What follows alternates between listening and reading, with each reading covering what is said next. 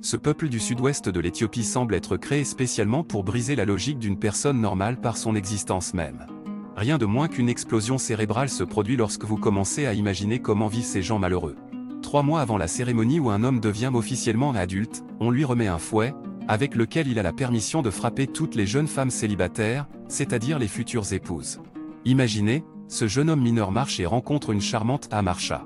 Il l'aime, donc il la frappe avec le fouet. De plus, la fille peut demander elle-même à être frappée, plus fort et plus souvent. Pourquoi?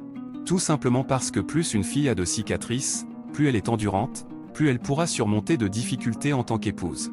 Ainsi, le jour des mariages, les cicatrices deviennent l'indicateur de qualité et le critère principal de choix. Quant à ce que cela signifie d'être un homme dans la tribu des Amars, nous ne pouvons pas juger. À chacun sa vie. Leur mode de vie et leurs occupations ne diffèrent guère de la vie masculine des tribus voisines.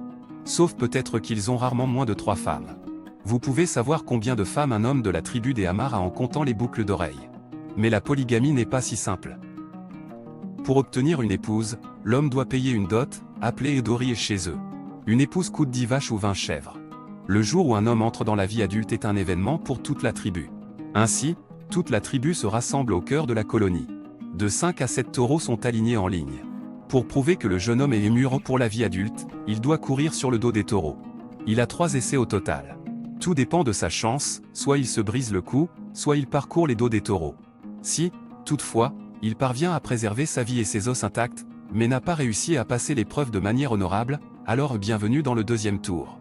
Il ne pourra devenir majeur que l'année suivante. Celui qui a passé les épreuves avec succès reçoit une vache de son père et, de la part du chef et du public heureux, un billet pour la vie adulte. C'est alors qu'ils obtiennent la permission de porter des colliers, de se marier et de construire leur propre maison.